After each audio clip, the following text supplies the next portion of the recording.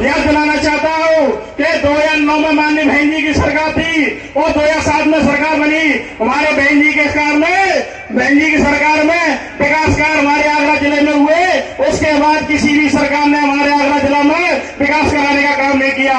तो मैं आप लोगों से अवगत कराना चाहता हूँ, मैं बाहर विधानसभा से आता हूँ। मेरे विधानसभा में दो नदियों के किनारे में मेरी विधानसभा बसी है।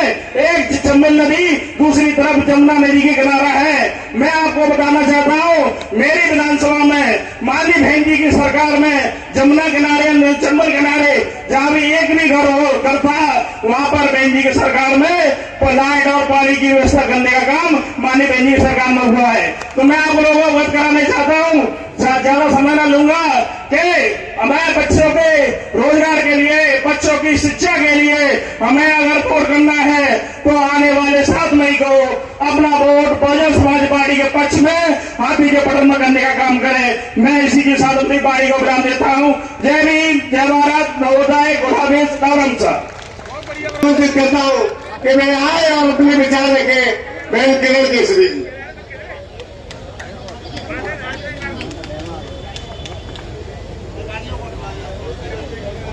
बहुत बहुत शुक्रिया संचालक महोदय।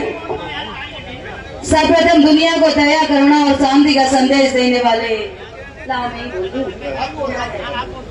क्या है ये गाड़ियां हैं, ये होंडा है, एक ये होंडा है 1775, इसे उठा लीजिए। स्प्लेंडर है 3275, एक्टिवा है 4906, एक्टिवा है 728, हाँ 7287।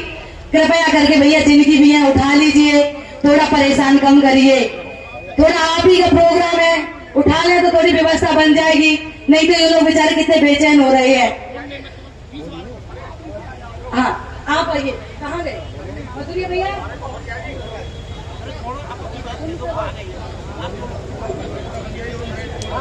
हाँ वो देने वाले महाकारुणिक बुद्ध, शिक्षा की जोत जगाने वाले राष्ट्रपिता ज्योतिबा फूले, आरक्षण के जनक साहू जी महाराज और संविधान निर्माता और महिलाओं के मुक्तिदाता भारत रत्न बाबा साहब भीमराव अंबेडकर और बहुजनों में राजनीतिक चेतना पैदा करने वाले माननीय काशीराम साहब, मैं सभी को अपनी श्रद्धा के सुमन अर्पित करते हुए और बहन कुमारी मायावती को अपना आदर्श नेता मानते हुए, सम्मानित मंच और मेरे सामने बैठे मेरे सभी पितातुल बुजुर्ग, युवा साथी, माताएं, बहनें, आप सभी को मेरा जय भीम। मैं 2 लाइन बाबा साहब के लिए कह के अपनी बात को शुरू करूंगी कि बाबा तेरी कलम से हम राज करते हैं, कि बाबा तेरी कलम से हम राज करते हैं और बाबा तेरी करनी पर हम नाच करते हैं। और बदलेगा ये वक्त और जमाना भी, कि बदलेगा ये वक्त और जमाना भी, जय भीम के उद्घोष से आजाद करते हैं। आप सभी साथियों को पता है, अभी बताया जा रहा है कि चुनाव का वक्त है, बताने की भी जरूरत नहीं है। आप लोगों ने 10 साल से इस सरकार को देखा है। यहाँ बैठा हुआ कोई भी व्यक्ति बता दे कि 10 सालों में इस बीजेपी सरकार ने, योगी सरकार ने, मोदी सरकार ने, डबल इंजन की सरकार ने आपसे जितने वादे किए, नारे दिए, क्या कोई वादा पूरा किया? क्या कोई नारा पूरा किया? ये सरकार इस जनता को, जो जनता जनार्दन है, जिसके पास ताकत है, ये लोकतंत्र है, ये बीजेपी सरकार भूल गई है कि जो ताकत ये सामने बैठी जनता के पास है, वो ताकत योगी और मोदी के पास भी नहीं है। यदि उनको मंदिर से निकाल कर यदि संसद में बिठाने का काम यदि किसी ने किया तो ये मेरी देवतुल्य जनता ने किया। लेकिन इसी जनता को 10 सालों तक ठगने का, धोखा देने का काम यदि किसी ने किया तो ये बीजेपी सरकार ने किया। मेरे बहनों और भाइयों, मैं आपको बता दूं कि ये आज से उतने लुहावने बातें कर रहे हैं, उतने लुहावने नारे दे रहे हैं जितने लुहावने वादे और नारे इन्होंने 2014 में दिए थे। इनके नारों की लिस्ट, इनके वादों की लिस्ट इतनी लंबी है कि यदि यहाँ 4 घंटे इनके बारे में बात की जाए तो भी कम पड़ जाएगी। लेकिन कुछ बातें इनकी मैं बताना चाहूंगी साथियों।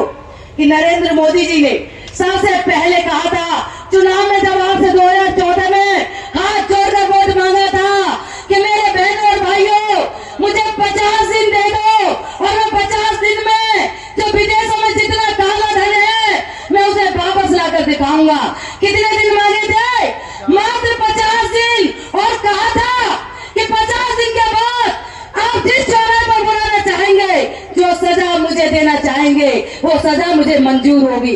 अभी भी वो भाषण आप देख सकते हैं, यूट्यूब फेसबुक पे चल रहा है। साथियों, आज कितने दिन हो गए?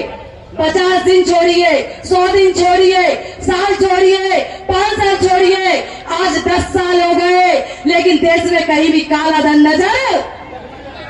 कहा था कि काला धन इतना है कि जब वापस आएगा तो प्रत्येक व्यक्ति के खाते में 15-15 लाख आएंगे। साथियों, कितनों के खाते में 15-15 लाख आ गए? मोदी जी ने कहा था कि हम महंगाई कम करेंगे। जिस स्मृति ईरानी को और नरेंद्र मोदी और योगी जी को 400 रुपए का सिलेंडर बहुत महंगा लगता था, 60 रुपए का डीजल पेट्रोल बहुत महंगा लगता था, 70 रुपए का सरसों का तेल बहुत महंगा लगता था, उन्होंने कहा था कि महंगाई की मार जनता बर्दाश्त नहीं कर पा रही है, इसीलिए हमें वोट दीजिए, हम आपकी महंगाई कम करेंगे। साथियों, आज बता दीजिए, उसी सरकार ने 400 का सिलेंडर 1200 में बेच दिया, 60 रुपए का डीजल पेट्रोल 100 से ज्यादा में बेच दिया, सरसों का तेल 200 पार कर दिया। जो लोग ये क्या कर रहे थे महंगाई कम करेंगे, उन्हीं लोगों ने जनता को ठगा और महंगाई को 4 गुना ज्यादा कर दिया। यही नहीं, मेरे युवाओं के साथ भी धोखा दिया। एक एक करके आप देखेंगे, युवाओं से कहा था कि मित्रों, यदि हमारी सरकार बनेगी तो 200 करोड़ 2 करोड़ नौकरियां हम हर साल देंगे। साथियों, आज 10 साल हो गए, गुणा कर लीजिए, 2 करोड़ नौकरियां यदि प्रतिवर्ष दी जाती तो 20 करोड़ नौकरियां हो जाती। क्या कहीं 20 करोड़ नौकरियां लगी? बल्कि सरकार ने नौकरी देने का नहीं, बल्कि नौकरी छीनने का काम किया। साथियों, आज सभी ने देखा, मैं बहन जी की सरकार की बात करूं, बहन बेटियों की, बीजेपी की बहन बेटियों की सुरक्षा की बात करूं, आज भी एक नया नारा लेकर आए हैं शक्ति स्वरूपा का। आप मुझे बता दीजिए कि जब मणिपुर में जो घटना हुई, जब बहन बेटियों को नंगा करके उनके साथ हत्या और बलात्कार जैसे जघन्य अपराध किए गए, क्या नरेंद्र मोदी या योगी का कोई बयान आपको याद आया कि कोई बयान दिया हो? इसके साथ हमारी फौज बहनें जिन्होंने देश को पूरे विश्व में रिप्रेजेंट किया, मेडल लेकर आई, जिसका मान सम्मान बढ़ाया, और मोदी जी ने कहा था ये तो मेरे परिवार की बेटी है। जब उसी बेटी ने ब्रजभूषण पर बलात्कार जैसा मुकदमा लगाया तो मोदी जी ने उसकी FIR दर्ज होने नहीं दी। क्यों? तब वो बेटी नहीं थी आपकी।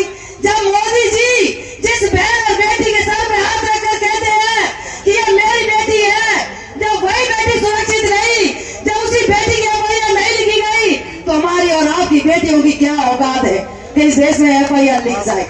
अभी साथियों, बहन जी के शासन काल में आपने देखा था कि कितने स्कूल बने, कॉलेज बने, कितने विश्वविद्यालय बने, शिक्षा का स्तर कितना ऊंचा था। 1 लाख पुलिस भर्ती की गई, 1 लाख सफाई कर्मचारियों की भर्ती की गई, 35,000 से ज्यादा शिक्षक भर्ती की गई। यदि विकास का कोई मापदंड है तो बहन कुमारी मायावती है। साथियों, पीछे से आवाज लग रही है, अब समय बहुत कम है, मैं बस 2 लाइन कह लूं, बस उसी की इजाजत दीजिए। 2 लाइन कहकर अपनी वाणी को विराम दूंगी कि चाय बेचने वाला पूरा भारत बेच रहा है, कि चाय बेचने वाला पूरा भारत बेच रहा है, इसी काम में हासिल उसको महारत बेच रहा है। अरे तेल बिक गया, रेल बिक गया, बिका हवाई अड्डा है, कि तेल बिक गया, रेल बिक गई, बिका हवाई अड्डा है, और सब कुछ बिकता देख के खुश हो रहे JP नड्डा है।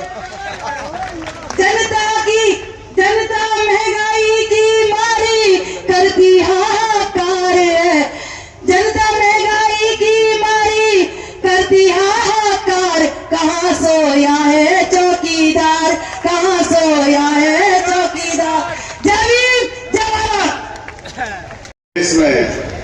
दबे कुचले शोषित पीड़ित दुखी परेशान लोगों में राजनीतिक भूख पैदा करने वाले वामसेफ बीएसपी और बीएसपी के जन्मदाता इस सदी के महानायक मानवर काशीराम साहब को कोट कोट नमन बंधन करते हुए वर्तमान राजनीतिक हालातों में सब समाज के मान सम्मान स्वाभिमान की प्रतीक बहुजन समाज पार्टी की राष्ट्रीय अध्यक्ष उत्तर प्रदेश बहुत ही सम्मान के योग्य हमारी रहबर परम आदरणीय बहन कुमारी मायावती जी को अपना आदर्श व नेता मानते हुए आज आगरा सुरक्षित लोकसभा क्षेत्र के अंतर्गत इस पवित्र भूमि पर बहुजन समाज पार्टी के नेशनल कोऑर्डिनेटर परम आदरणीय आकाश आनंद जी की एक जनसभा है, जिसमें अभी कुछ ही क्षणों में हम लोगों के बीच में अभी उपस्थित होंगे। सर्वप्रथम मैं आप लोगों से सिर्फ संक्षेप में अपनी बात रखूंगा कि इस देश में जब 2014 में इलेक्शन हुआ, आम चुनाव हुआ, उस समय सभी तहसीलों पर, चौराहों पर, कलेक्ट्रेट पर, दीवानी पर, सभी सार्वजनिक स्थानों पर होर्डिंग लगाए गए। क्या होर्डिंग लगाए गए? मोदी जी की गारंटी। गारंटी किस किस चीज की दी उन्होंने? बहुत हुई महंगाई की मार, अब की बार मोदी सरकार। एक गारंटी दी, बहुत हुआ महिलाओं पर अत्याचार, अब की बार मोदी सरकार। एक गारंटी दी, बहुत हुई बेरोजगारी की मार, अब की बार मोदी सरकार।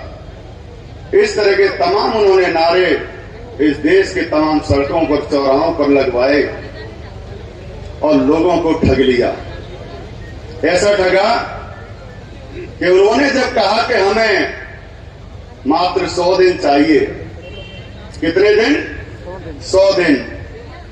100 दिन दे दिए कि हम 100 दिन में इस देश की तस्वीर बदल देंगे, 15 लाख खातों में आएंगे, 2 करोड़ नौकरी पर साल देंगे, 20 करोड़ नौकरी अब तक हो जानी चाहिए। उन्होंने लोगों को ऐसे जुमलों में, ऐसे अपने जाल में फंसाया कि इस देश में सरकार बना ली। 100 दिन की जगह आज 10 साल हो गए। कितने साल हो गए? 10 साल हो गए और फिर भी कह रहे हैं भाई 5 साल अभी और दे दो। जगह जगह नारा लगाते हैं कि डबल इंजन की सरकार। डबल इंजन की सरकार में महिलाओं पर अत्याचार बढ़ा है। मणिपुर की घटनाएं आप लोगों से छुपी नहीं है। पूरा देश संसार है। जो लोग महिलाओं की बात करते हैं, बिटिया की बात करते हैं, वो लोग बिटियाओं पर, महिलाओं पर अत्याचार होते हुए और भाषण देते हैं मंचों पर। शर्म नाम की चीज नहीं है। जिनकी आंखों में शर्म का पानी मर गया, सूख गया है, ऐसे लोगों को इस चुनाव में, आम चुनाव में आप लोग सबक सिखा देना। अपने अपने बूथ से बहुजन समाज पार्टी की पूजा अमरोही और बड़े भाई रामनिवास शर्मा जी को अपने बूथ से जिता करके लोकसभा में भेज देना। तो आपकी दुख तकलीफों को दूर करने के लिए आपके लिए दिन और रात हमारे भाई और बहन खड़े रहेंगे। सम्मानित साथियों, ये आम चुनाव कोई आम चुनाव नहीं है। ये चुनाव इस देश की तकदीर बदलेगा। ये चुनाव अन्याय बनाम साहूकारी का है। आप लोग साहूकार हैं। आप लोग के ऊपर अत्याचार हो रहा है। आज कोई बोलने की जरा सी हिम्मत करता है तो उसके खिलाफ मुकदमे लिख दिए जाते हैं, जेल में ठूस दिए जाते हैं। डबल इंजन की सरकार इतना उन्हें प्रताड़ित कर रही है। तो सम्मानित साथियों, इस डबल इंजन की सरकार से अगर मुक्ति चाहते हो तो परम पूज्य बाबा साहब ने आपको वोट का अधिकार दिया। हृदय विदारक अपमानों के साथ लड़ते हुए तमाम अपना अपमानों का सामना किया। आप लोगों को ये वोट का अधिकार दिया है कि जो सरकार आपके हक और अधिकार की अगर बात नहीं करे तो ऐसी सरकार को आप लोग उखाड़ करके फेंक देना। ये मौका है 7 मई का। 7 मई को आप अपने अपने बूथ से ज्यादा परसेंटेज में वोट डाल करके इस सरकार को उखाड़ने में अपनी अहम भूमिका निभाएंगे। बहुत बहुत धन्यवाद। जय भीम, जय भारत, नमो बुद्धाय, खुदा हाफिज। और संचालक स्टैंड लेके नहीं आए हम, क्या होगा वैसे ही हाथ पे बना रहे और माता लोग बहुत परेशान कर रहे हैं। आज हम यहाँ ये लोग उपस्थित हुए हैं कोई परेशानी करा तो इस चुनावी सभा में ये कहने के लिए, बात करने के लिए कि ये जो चुनाव है हर 5 साल बाद ये चुनाव आता है, लेकिन चुनाव 70-80 वर्षों में जो हुए देश की आजादी के बाद, वो सबने देखे और आपने अपने प्रतिनिधियों को चुना, संसद तक पहुंचाया। इन 10 वर्षों में जो सरकार रही,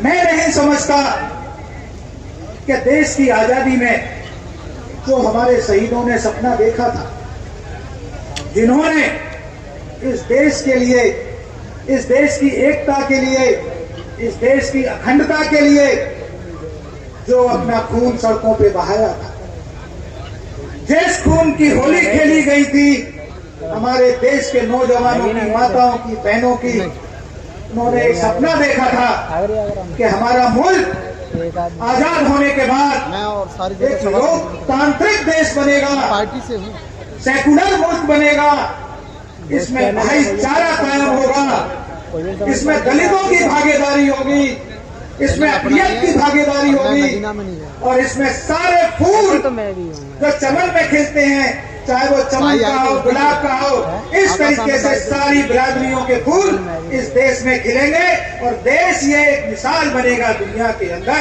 ये सपना उन हमारे शहीदों ने देखा था। बीते हुए दिनों में जो फिरका परस्ती की राजनीति आपने देखी हो, इनका टारगेट, इनका निशाना जनता के जो समस्याएं हैं जनता की, उनसे कुछ भी नहीं रहा। वही नीतियां जिनके लिए देश ने, हमारे देश ने खून बहाया था, आज वहीं सन 1947 के बाद की जो परिस्थिति थी, जो देश के टुकड़े हो रहे थे, उस परिस्थिति में लाकर इस देश को फिरका परस्ती में बांटकर इस सरकार ने लाकर के यहां खड़ा कर दिया है। यह बात आपसे और हमसे छुपी नहीं है। क्या हमारे बाबा भीमराव अंबेडकर जी ने जो संविधान बनाया था, आपने देखा होगा कि इन्होंने जब ये सरकार बनाई 10 साल पहले, तो सबसे पहले इन्होंने अमेंडमेंट करके इस संविधान को बदलने की बात करी थी। और जब बदलने की बात करी थी तो आप ही लोगों की ताकत थी, आप लोगों की ताकत की वजह से एक दिन के अंदर इस संविधान को इनको वापस लेना पड़ा था। इन्होंने वापस लिया था वो कानून। ये आप लोगों की ताकत थी। आप लोगों की ताकत अगर इसी तरह रही तो आज ये जो बात करते हैं इस देश के अंदर तमाम वही साम्यवादी ताकतों को ऊपर लाने की, आप लोगों का उत्पीड़न करने की, इन्होंने देखा कि कौन लोग हैं जो सड़क पे आकर आंदोलन कर सकते हैं, सड़क पे आकर अपना खून भारती जी जिंदाबाद, आगे भैया संघर्ष करो, आगे भैया आगे बढ़ो, तुम्हारे साथ है, आगे भैया संघर्ष करो। बहुजन समाज पार्टी जिंदाबाद, बहुजन समाज पार्टी जिंदाबाद, बैंक कुमारी मायावती जिंदाबाद, बैंक कुमारी मायावती जिंदाबाद, बाबा साहब अमर रहे, बाबा साहब अमर रहे, कसम साहब अमर रहे, कसम साहब अमर रहे, बहुजन समाज पार्टी जिंदाबाद, बहुजन समाज पार्टी जिंदाबाद, आकाश भैया जिंदाबाद, कसम साहब अमर रहे, बहुजन समाज पार्टी जिंदाबाद, बहुजन समाज पार्टी जिंदाबाद, बैंक कुमारी मायावती जिंदाबाद, बैंक कुमारी मायावती जिंदाबाद, आकाश भैया जिंदाबाद, आकाश भैया जिंदाबाद, बहुजन समाज पार्टी जिंदाबाद, बाबा साहब अमर रहे, बाबा साहब अमर रहे, कसम साहब अमर रहे, कसम साहब अमर रहे, बैंक कुमारी मायावती जिंदाबाद, बैंक कुमारी मायावती जिंदाबाद, आकाश भैया जिंदाबाद, आकाश भैया जिंदाबाद, बीएसपी की क्या पहचान, बीएसपी की क्या पहचान, बहुजन समाज पार्टी जिंदाबाद, बहुजन समाज पार्टी जिंदाबाद, बाबा साहब अमर रहे,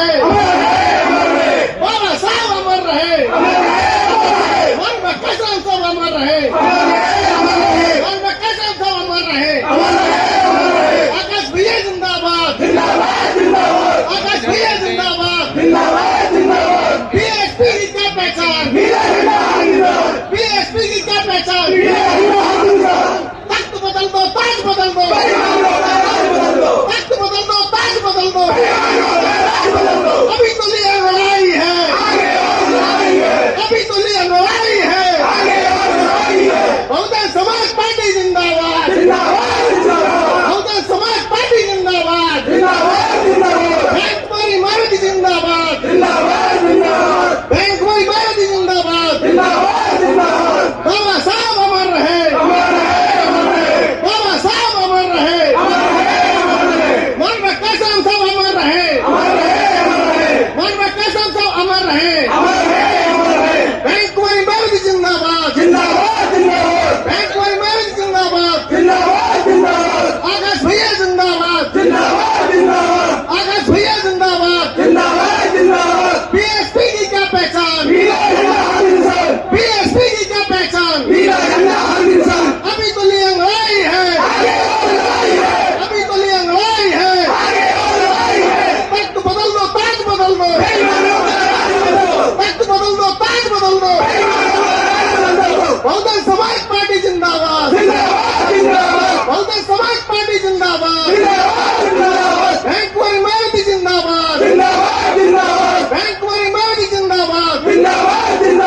बाबा साहब अमर रहे, बाबा साहब अमर रहे, मन में कसम सब अमर रहे, मन में कसम सब अमर रहे। बीएसपी की क्या पहचान, बीएसपी की क्या पहचान। अभी तो लिए लड़ाई है, अभी तो लिए लड़ाई है। बैंक कुमारी मायावती जिंदाबाद, बैंक कुमारी मायावती जिंदाबाद। बैंक जी आप संघर्ष करो, बैंक जी आप आगे बढ़ो, बैंक जी आप संघर्ष करो, बैंक जी आप आगे बढ़ो। बहुजन समाज पार्टी जिंदाबाद, समाज पार्टी जिंदाबाद, बहुजन समाज पार्टी जिंदाबाद। बैंक कुमारी मायावती जिंदाबाद, बैंक कुमारी मायावती जिंदाबाद। बैंक जी आप संघर्ष करो, बैंक जी आप आगे बढ़ो। आकाश भैया जिंदाबाद, आकाश भैया जिंदाबाद। आकाश भैया संघर्ष करो, आकाश भैया संघर्ष करो, आकाश भैया आगे बढ़ो। बहुजन समाज पार्टी जिंदाबाद, बहुजन समाज पार्टी जिंदाबाद। बहुत बहुत धन्यवाद।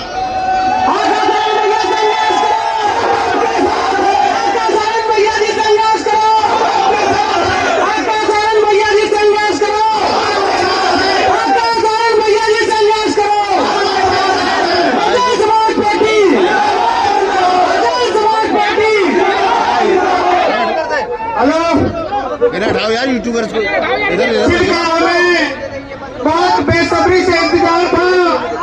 हमारे आप सबके प्रिय नेता आदरणीय आकाश सहनी जी हमारे बीच में है। मैं उनसे आग्रह करूंगा कि अपना स्थान ग्रहण करें और आप लोगों से अनुरोध करूंगा जोरदार तालियां बजाकर अपने नेता का स्वागत करें। उसको महसूस होना चाहिए कि आकाश सहनी जी हमारे बीच में है। आगरा के लोगों ने दिल से दिल खोल कर उनका स्वागत किया है। Bahujan Samaj party, Bahujan Samaj party. मंच पर उपस्थित सभी लोगों से अनुरोध करूंगा कि अपना अपना स्थान ग्रहण कर लें। सभी साथियों से मेरा अनुरोध है, मंच पर जो भी हमारे साथीगण बैठे हैं वो अपना स्थान ग्रहण कर लें और मंच की व्यवस्था बनाए रखें। जो व्यवस्था थी पहले से वो व्यवस्था में अपना बना के रखें।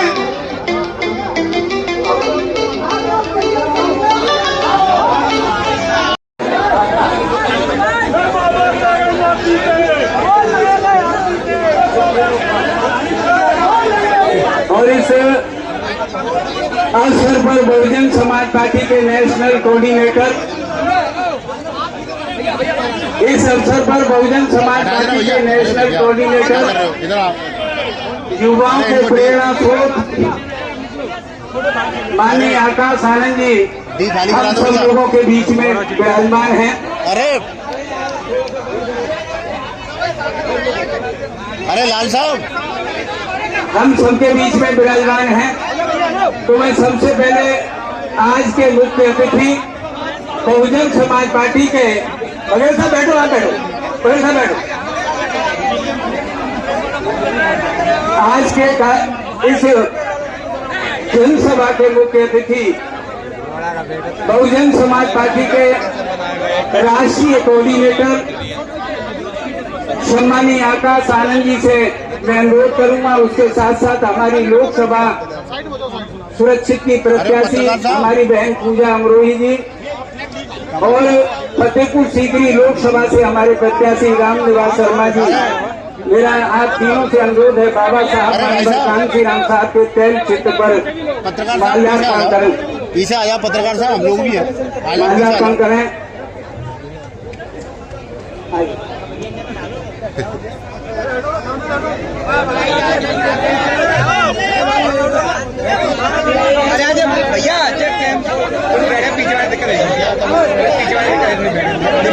लाल साहब, अरे लाल साहब, बाबा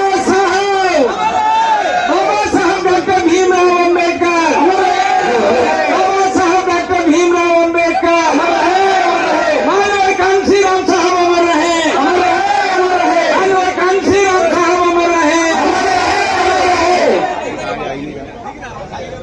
इसके साथ साथ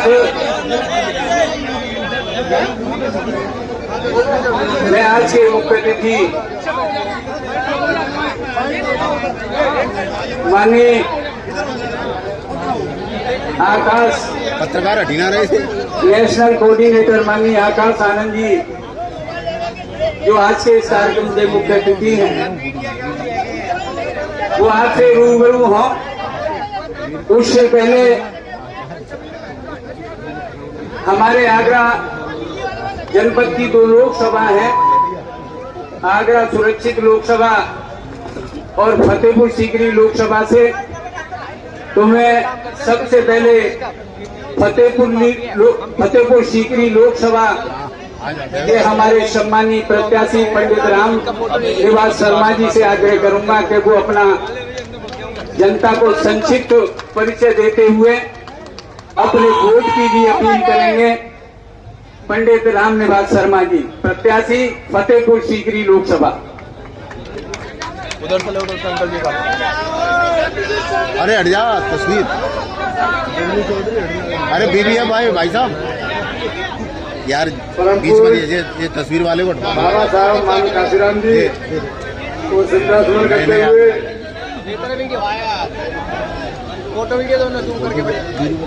और बहुजन समाज पार्टी की राष्ट्रीय अध्यक्ष, उत्तर प्रदेश की 4 बार मुख्यमंत्री रही, मेरी आदर्श, मेरी नेता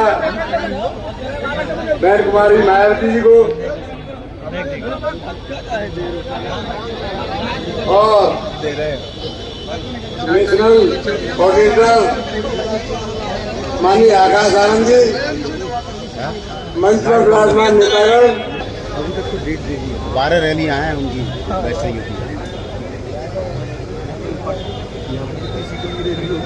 पहले तो यहाँ उपस्थित सभी बाबा साहब के शेरों को जय भीम, जय भीम। हमारे सभी महापुरुषों को नमन करती हूँ। आज हमारे क्रांति दूत शिक्षा का प्रचार प्रसार करके आगे ले जाने वाले, हमारी चेतना जगाने वाले शिक्षक हमारे ज्योतिबा फुले साहब का आज जयंती है। उसी के सभी उपलक्ष्य में आप सभी को मैं मंगल कामनाएं देती हूँ, हार्दिक बधाई देती हूँ। प्रकाश पुंज तथागत बुद्ध के चरणों में नमन करती हूँ। बोधिसत्व बाबा साहब जिनकी वजह से आज हम यहाँ पे खड़े हैं, मैं आपके सामने हूँ। हमारी बहुत सारी महिलाएं, आप सब लोग इतनी ताकत से खड़े हैं, उनको पुष्पांजलि अर्पित करती हूँ। मान्यवर साहब जो उस मिशन को लेके आए, हम सबको एकत्रित किया, उनको नमन करती हूँ। मंच पे उपस्थित सभी गणमान्य लोगों को वंदन अभिनंदन करती हूँ। आप सभी को जोरदार नमस्कार, जय भीम। धन्यवाद भाई जी, धन्यवाद। आज की शोभा बढ़ाने हमारे बीच में आए हुए हैं हमारे नेता, हमारे आकाश आनंद जी, उनको वंदन करती हूँ।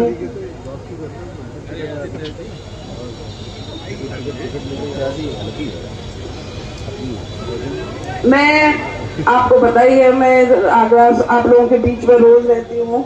आगरा सुरक्षित क्षेत्र से प्रत्याशी हूँ। तो आप लोग परिचय तो पूरा होगा अब मेरे साथ आप लोगों का। ये चुनाव जो है अभी युद्ध, एक तरह से आज के समय में चुनाव एक युद्ध की तरह है। युद्ध होता है अस्तित्व बचाने के लिए, ये अस्तित्व बचाने की लड़ाई है। अगर इस चुनाव में हम चूक गए तो आगे चुनाव की कोई उम्मीद नहीं रखें। और जितना हमारे बुजुर्गों ने, हमारे बाबा साहब ने, हमारे मान्यवर साहब ने, हमारे हजारों वर्षों से हमारे क्रांतिकारी महापुरुष रहे हैं, उन्होंने जो इतने बलिदान दिए हैं, अगर आज हम चूक गए तो हम बहुत पीछे चले जाएंगे। इसलिए इस चुनाव को युद्ध की तरह समझे। चुनाव के युद्ध में हमारे पास हमारे सामने सबसे ताकतवर एक तरह से तानाशाह पूंजीपति लोग हैं, और हमारे पास सिर्फ, हम साधारण लोगों के पास सिर्फ एक ही ताकत है, वो है वोट की ताकत। इस वोट की ताकत से बड़े बड़े लोग अर्श से फर्श पर आ गए, तानाशाह धराशाही हो गए। तो इस समय हमें अपने सोच समझ दिमाग सब खोल के रखना है। इस चुनाव को एक ही पार्टी है जो पूरा हिंदुस्तान जिसकी तरफ उम्मीद से देख रहा है, वो है बहुजन समाज पार्टी। सबसे पहले तो जरा दूर नहीं जाते हम, और किसी को क्यों दोष दे, अपनी पार्टी की तारीफ ही करते हैं। आपने इलेक्टोरल बॉन्ड का सारा सुन लिया, सब लोगों ने देख लिया। हर पार्टी को पूंजीपतियों ने चंदा दिया है, उस चंदे के बदले उत्तर प्रदेश में सुनहरा दौर कहा जाता है। और यही दौर हमें अब यहाँ नहीं, उत्तर प्रदेश अब हमें चाहिए पूरे देश में। और बहन जी को प्रधानमंत्री बनाने के लिए ये चुनाव इस चीज को निर्धारण करेगा कि बहन जी प्रधानमंत्री बने।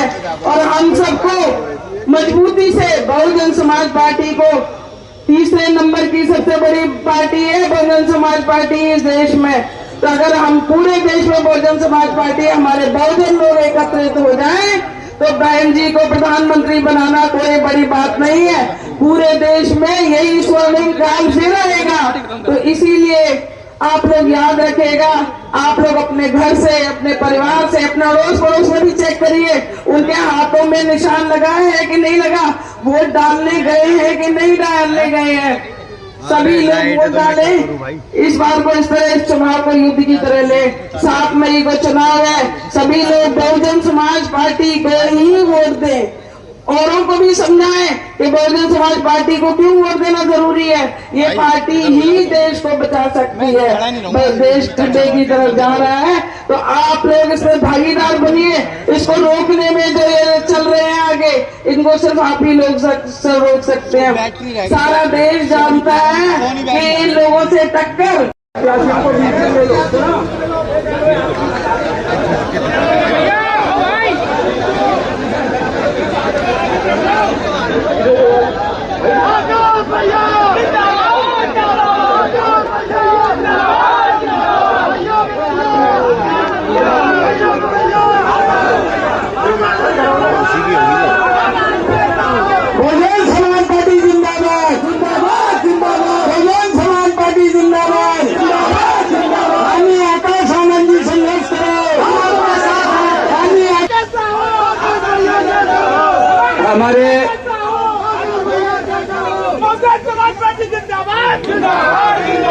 हमारे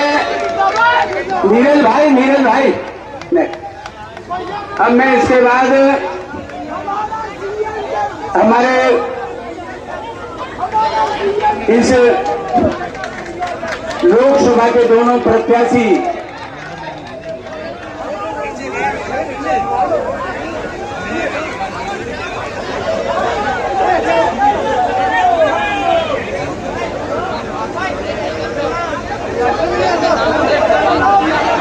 क्या है?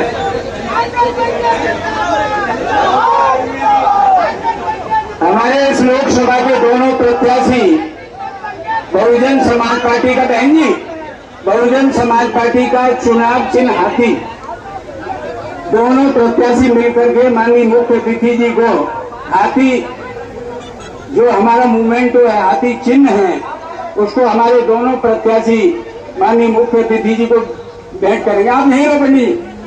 अरे आप नहीं हो ना, तुम क्यों चले जा रहे? सब आ जाएंगे, तुम यहाँ खड़े हुआ करवाओ यार।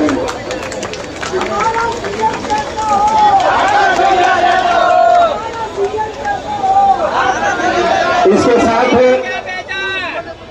हमारे आदरणीय मुकेश राजपूत जी पूर्व में फतेहपुर सीकरी से चुनाव लड़े। आप बैठ जाए बहन जी,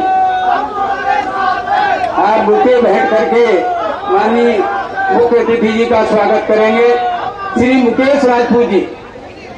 इसके साथ नितिन वर्मा जी, जो हमारे पूर्व में महा विधानसभा के प्रभारी रहे हैं। इसके साथ आदरणीय बड़े भाई शब्बीर अवतार जी, जो हमारे प्रत्याशी रहे हैं। डॉक्टर भारतेंद्र अरुण छावनी से, जो हमारे प्रत्याशी रहे हैं। हमारी बहन किरण केसरी जी, देखिए अब बारी बारी से होता जाए तो अपना स्थान ले लें। बहन किरण केसरी जी बुके भेंट करके माननीय मुख्य अतिथि जी का स्वागत करेंगी। डॉक्टर भारतेंद्र अरुण जी, सम्मानीय श्री प्रताप सिंह बघेल जी और स्वदेश कुमार वीरू जी, ये हमारे पूर्व एमएलसी हैं। दोनों मिलकर के साथियों स्वागत करेंगे। इसके साथ साथ भाई ओपी बघेल जी माता अहिल्याबाई होलकर का चित्र भेंट करके स्वागत करेंगे। वामसेठ की ओर से हमारे सभी साथी मिलकर के आएंगे और स्वागत करेंगे। इसके साथ साथ भाई अरविंद मथुरिया जी और बंटी सविता जी जलेसर एटा से जो भाई आए हैं, वो मुख्य अतिथि जी को मुकुट और शाल भेंट करके स्वागत करेंगे। हमारी बहन लता वाल्मीकि जी, आप करिए ना, करिए जल्दी आइए, भाई इतना टाइम नहीं है, भेंट करिए। हमारी बहन लता वाल्मीकि जी, भाई रविंद्र पारस जी अपनी टीम के साथ स्वागत करेंगे। भाई राजेश वाल्मीकि, नरेश धनबाद जी, सभी साथी मिलकर के आ जाए, चले जाओ। हाँ, तो ये मूवमेंट बाबा साहब वाल्मीकि जी का भाई संतोष शेख जी और लाखन सिंह जग जी, ये भी स्वागत करें। तलवार में बैठी जाती है चुनाव भाई।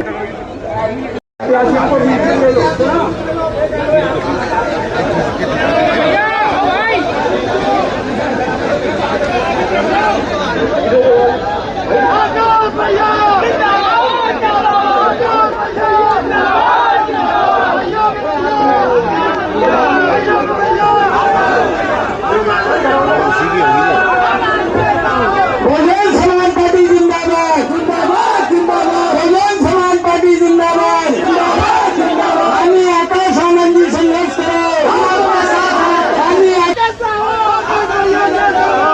हमारे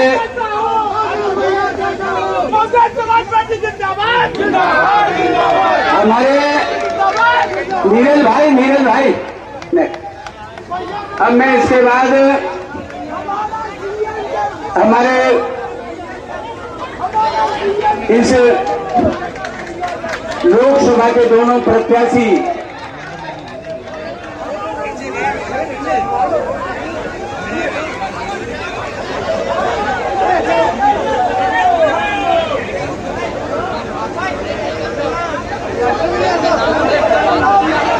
क्या है?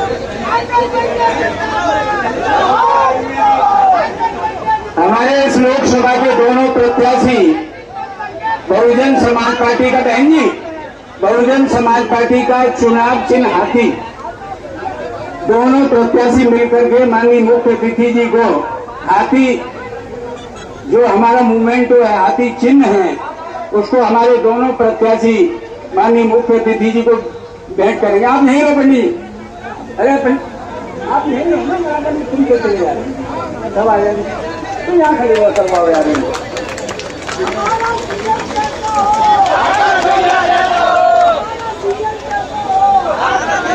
इसके साथ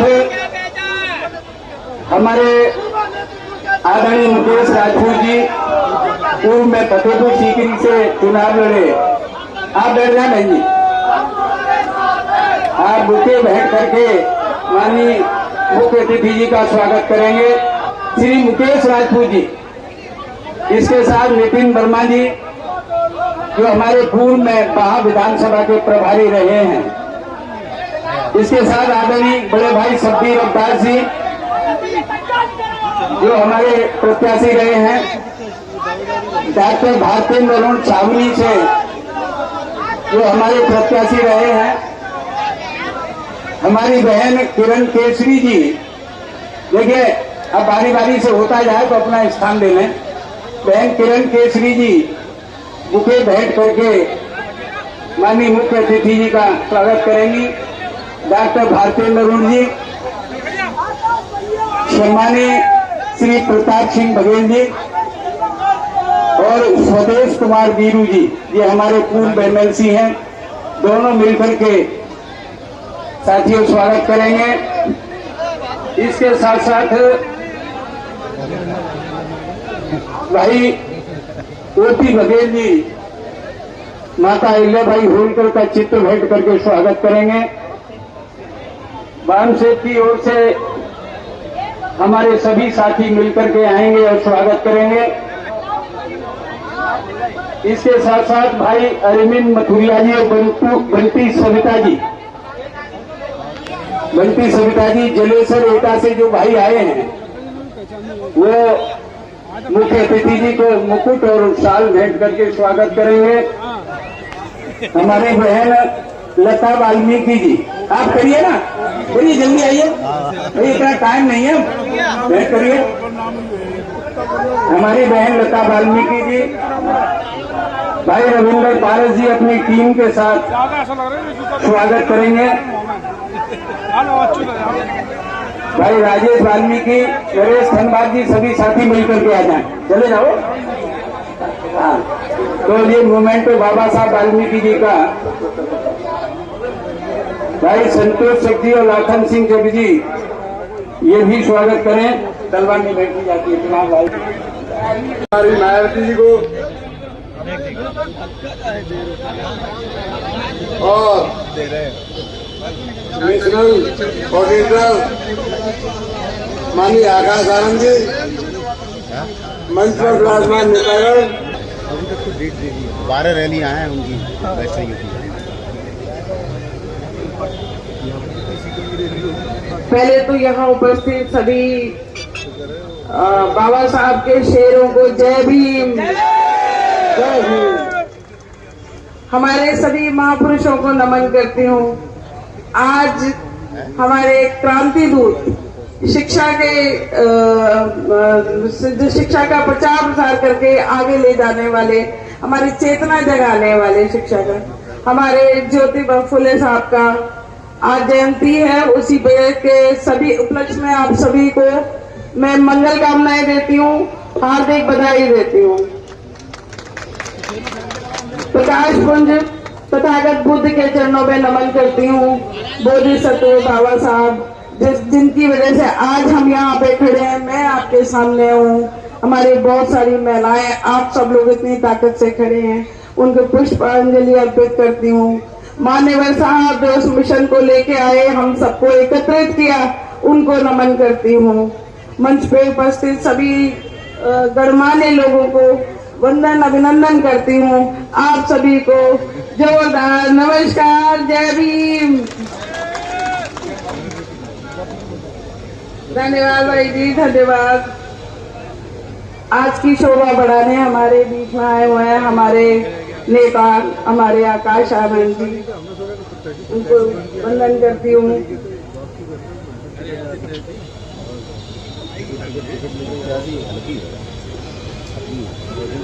मैं आपको पता ही है, मैं आगरा आप लोगों के बीच में रोज रहती हूँ।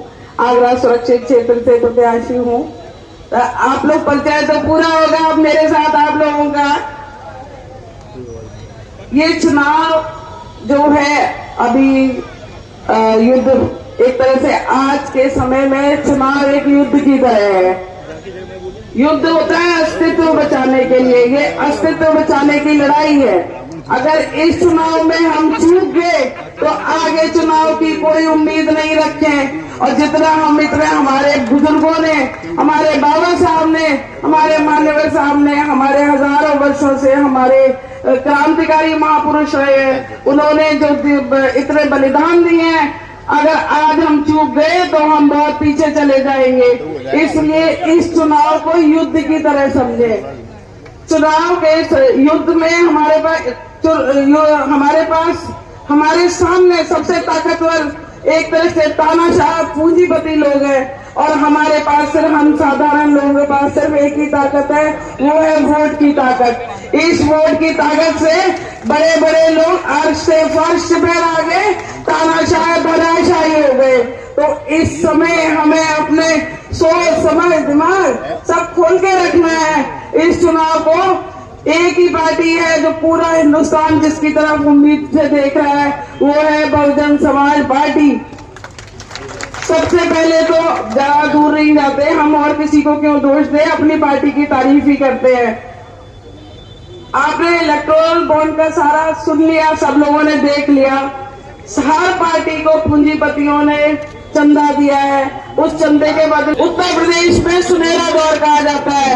और यही दौर हमें अब यहाँ नहीं, उत्तर प्रदेश अब हमें चाहिए पूरे देश में। और बहन जी को प्रधानमंत्री बनाने के लिए ये चुनाव इस चीज को निर्धारण करेगा कि बहन जी प्रधानमंत्री बने।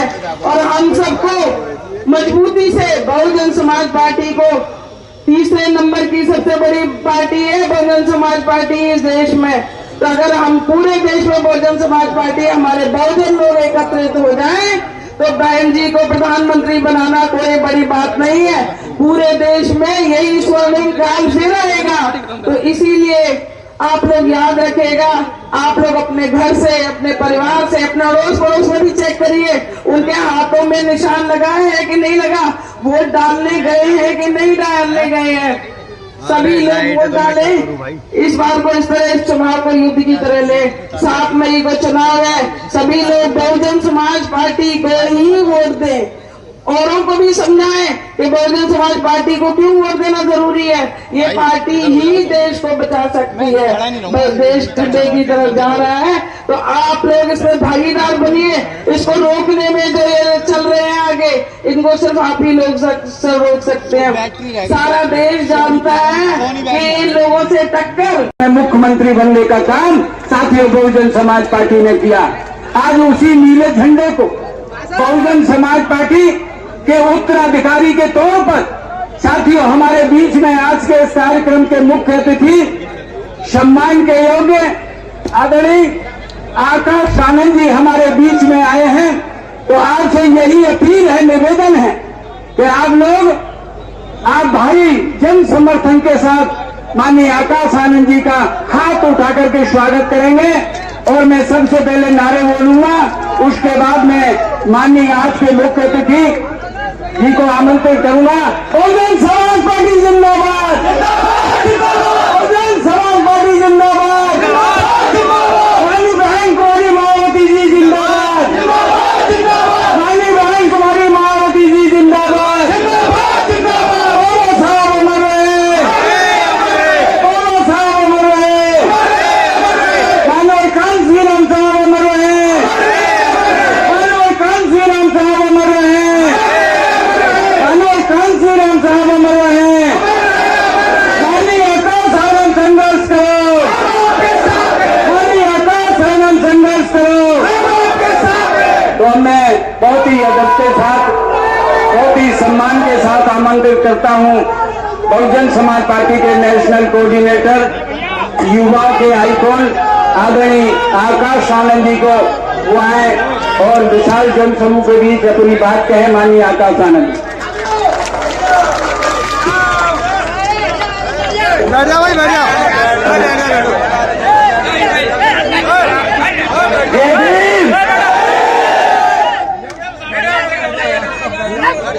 अब जरा सब शांत हो जाए। हमारे युवा साथी में बहुत जोश है, मैं समझ सकता हूँ, परंतु आप सब जरा शांत हो जाए। यहाँ पे पीछे हमारे सभी बड़े बुजुर्ग भी बहुत देर से बड़े प्यार से इंतजार कर रहे हैं। मैं चाहूंगा आप सब शांति से बैठ जाएं।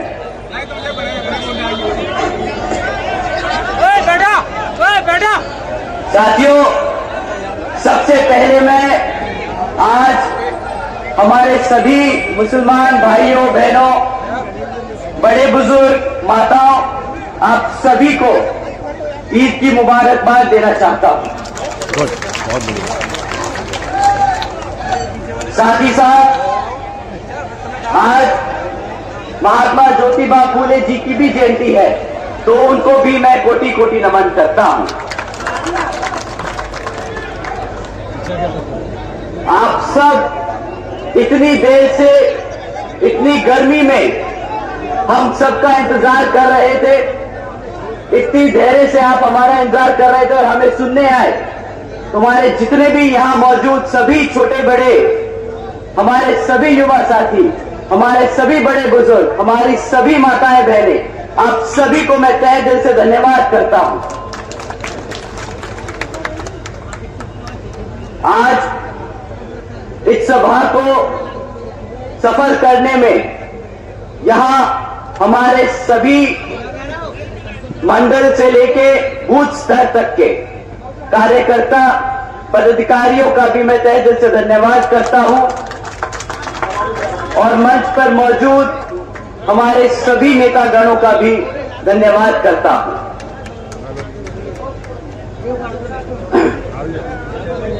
अपनी बात आप सबके बीच में रखने से पहले मैं अपने सभी संतों, गुरुओं व महापुरुषों में से खासकर महात्मा ज्योतिबा फूले जी, छत्रपति शाहू जी महाराज जी, नारायण गुरु जी, पेरियार रामास्वामी जी, बाबा साहब डॉक्टर भीमराव अंबेडकर जी एवं मान्यवर साहब श्री काशीराम जी को नमन करता हूं। साथ ही यहां हमारी पार्टी व बहुजन समाज पार्टी की राष्ट्रीय अध्यक्ष व उत्तर प्रदेश की 4 बार मुख्यमंत्री एवं पूर्व सांसद आदरणीय बहन जी के नाम से लोकप्रिय बहन कुमारी मायावती जी को भी पूरे तहे दिल से आभार प्रकट करता हूं, जिन्होंने अपना पूरा जीवन बामसेफ, DS4 व BSP के जन्मदाता एवं संस्थापक मान्यवर साहब श्री काशीराम जी के बताए हुए रास्ते पर चलकर परम पूज्य बाबा साहब डॉक्टर भीमराव अंबेडकर जी के मानवतावादी व आत्मसम्मान व स्वाभिमान के मूवमेंट के कारवां को अपने आजीवन त्याग, तपस्या व कड़े संघर्ष से एक नई राजनीतिक ऊर्जा शक्ति प्रदान की है तथा उत्तर प्रदेश जैसे विशाल व महत्वपूर्ण राज्य में 4 बार अपनी पार्टी BSP के नेतृत्व में सरकार बनाकर खासकर बहुजन समाज के लिए एक ऐसी मिसाल बन गई है जिससे प्रेरणा लेकर करोड़ों लोग यहां सामाजिक परिवर्तन व आर्थिक तरक्की की मिशनरी कार्य में जुड़े हुए हैं। इतना ही नहीं साथियों, बल्कि मैं भी उनके इस नेतृत्व से प्रभावित होकर BSP मूवमेंट से जुड़ा हूं और उनके पद चिन्हों पर चलकर इस मिशनरी दायित्व को, कर्तव्य को व फर्ज को पूरा करना चाहूंगा, जिसके लिए बहुजन समाज के मसीहा परम पूज्य बाबा साहब डॉक्टर भीमराव अंबेडकर जी आजीवन कड़ा संघर्ष करते रहे। साथियों, जैसा कि आप सब जानते हैं कि लोकसभा के आम चुनाव के बीच में हम सब हैं, परंतु अपनी चुनावी मुद्दों को आपके बीच में रखने से पहले मैं हमारे पार्टी के कुछ मुद्दे आपके बीच में रखना चाहूंगा। अगर यहां पे हमारा समाज, हमारा परिवार हमें इजाजत दे तो, आप लोगों की सहमति है तो मैं अपनी बात आप लोगों साथियों, जैसा कि आप जानते हैं, विरोधी दल चुनावी दौर में नहीं बल्कि हर एक वक्त हमारे मूवमेंट, हमारी बहुजन समाज पार्टी को गुमराह करने के लिए, उसको तबाह करने के लिए हमारे कार्यकर्ता, हमारे युवा साथी, हमारे सभी समर्थकों को गुमराह करने के लिए साम दाम दंड भेद का इस्तेमाल करते रहते हैं। इसमें से सबसे एक बहुत जरूरी चीज मैं आप लोगों के बीच में आज रखना चाहूंगा। साथियों, दुश्मन कभी भी सामने से आके वार रखता, हमारे लोगों के बीच में ये बहरूपिये भेजते हैं और हमारे समाज के लोगों को अंदर से तोड़ने की कोशिश करते हैं। ये लोग किस रूप में आते हैं, आप लोगों ने कैसे पहचानेंगे, मैं आपको बताना चाहूंगा। हमारे युवा साथियों को स्पेशली आप लोग ध्यान से सुनिएगा। आप लोगों में गर्म जोश बहुत है और मुझे वो बहुत अच्छा लगता है।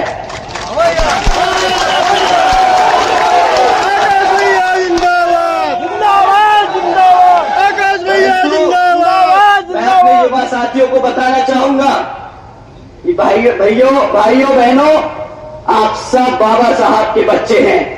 वो दिमाग से काम लेते थे, गर्मजोशी से नहीं। वो दिमाग से आगे अपना मूवमेंट को बढ़ाते रहे, अपने समाज को तरक्की देने के लिए करते रहे काम। तो साथियों, ये आपको अब दिमाग से सोचना होगा, दिल से नहीं। आपके बीच में जो बहरूपिये हैं वो किस तरह आप लोगों को गुमराह करने का काम करते हैं। साथियों, वो बहरूपिये नीला पटका पहन के आएंगे। वो साथियों बहुजनों की बात करेंगे। साथियों, वो आपसे बहन जी की भी बात करेंगे, वो बात करेंगे बाबा साहब की, वो आपके हकों की बात करेंगे। परंतु साथियों, जब बात वोट डालने की आए, जब बात आपके साथ संघर्षों में खड़े होने की आए, तब वो आपके नहीं, आपके अपने नेता की नहीं, विरोधी पार्टियों के नेताओं की बात करेंगे। बताएंगे किस तरह कांग्रेस, बीजेपी, उनके छोड़े हुए चमचा लोग, वो किस तरह उनके नेता हैं। साथियों, आप लोगों को ऐसे लोगों से बचकर रहना होगा। और ये बहरूपिये ऊपर से लेकर नीचे तक हर स्तर पर मिलेंगे, हर मोड़ पर मिलेंगे आपको गुमराह करने के लिए।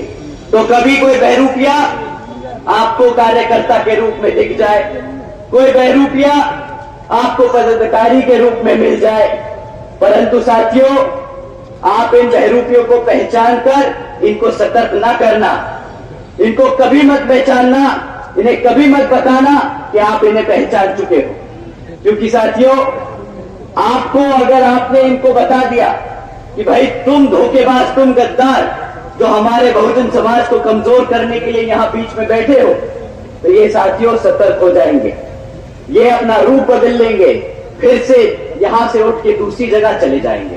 तो आप लोगों को इनसे संभल कर रहना होगा।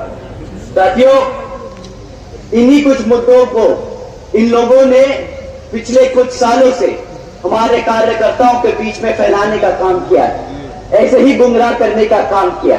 इसमें से एक सबसे इंपॉर्टेंट, सबसे जरूरी मुद्दा किताबों का। बहुत से नेता लोग डरते हैं बोलने में किताब, परंतु मुझे गर्व है कि मेरी पार्टी, हमारी बहुजन समाज पार्टी किसी धरना सेठ के पैसे पे नहीं, अपने कार्यकर्ता के फंड से चलती है। साथियों, आप जानते होंगे इलेक्ट्रल बॉन्ड्स के बारे में, आप लोगों ने उसकी खबरें जरूर सुनी होगी। अगर नहीं सुनी तो मैं आपको कुछ इंपॉर्टेंट, कुछ जरूरी बातें उसके बारे में बताता हूं। साथियों, पिछले 6 सालों में इन इलेक्ट्रल बॉन्ड्स के द्वारा 25 राजनीतिक दलों ने 16,500 करोड़ रुपए चंदा लिया है। 16,500 करोड़ रुपए अपने राजनीतिक दलों को चलाने के लिए। परंतु इन 25 राजनीतिक दलों में सब लोगों का नाम निकला। बीजेपी का नाम निकला, कांग्रेस का नाम निकला, हमारे समाजवादी पार्टी लोगों का नाम निकला, परंतु एक पार्टी थी जिसका नाम नहीं था।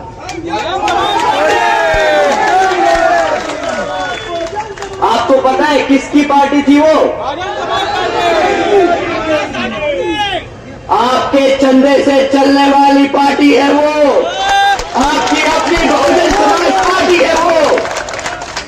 साथियों, बहुजन समाज पार्टी ने कभी नहीं किसी धरना सेठ से 1 रुपया लिया, ना आज तक लिया है, ना आगे कभी लेगी। हमारे कार्यकर्ताओं के तन मन और धन से हम लड़ते आए हैं ये चुनाव, आज तक और आगे भी लड़ते रहेंगे। और मेरे को पता है हमारे लोग कभी आवाज में ही सही, पर आज मैं मन से बोलता हूं, अपने किताबों के बोझ को नहीं मानते। वो कहते हैं भैया ये किताबों का बोझ नहीं, ये किताब मेरा कर्तव्य है, क्योंकि इस किताब के बलबूते पे मेरा मूवमेंट आगे चलता है, बाबा साहब का मिशन आगे बढ़ता है, बहन जी के हम हाथ मजबूत करते हैं। तो साथियों, ये जो बहरूपिये, ये जो नीला पटका लगा के आपको भटकाने की कोशिश करते हैं, इन्हें अगली बारी सही में मुंह पे तमाचा लगा के बोलिएगा कि किताब कर्तव्य है मेरा, और तुम जैसे लोगों को हमें हमारे समाज में बीच में रहने की कोई जरूरत नहीं।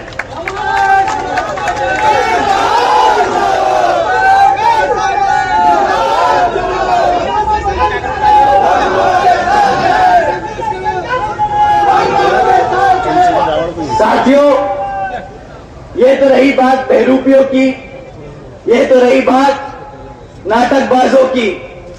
अब बात करते हैं चुनाव में जो पार्टियां आप लोगों के बीच में आकर आपसे वोट मांगने का काम करने वाली। साथियों, इसमें से एक पार्टी है जो पिछले 10 साल से सत्ता में आसीन है। 10 साल से वो केंद्र की सरकार चला रही है। अब समय आ गया है कि आंख बंद कर नहीं, इनके मीठे बातें सुन के नहीं, इनसे सवाल कर इनको जवाब देने का। साथियों, 10 साल से ये लोग आप पर राज करते आए हैं, तो इस बारी जब वोट मांगने आए तो आप इनसे 3 मुद्दों पर सवाल कीजिएगा।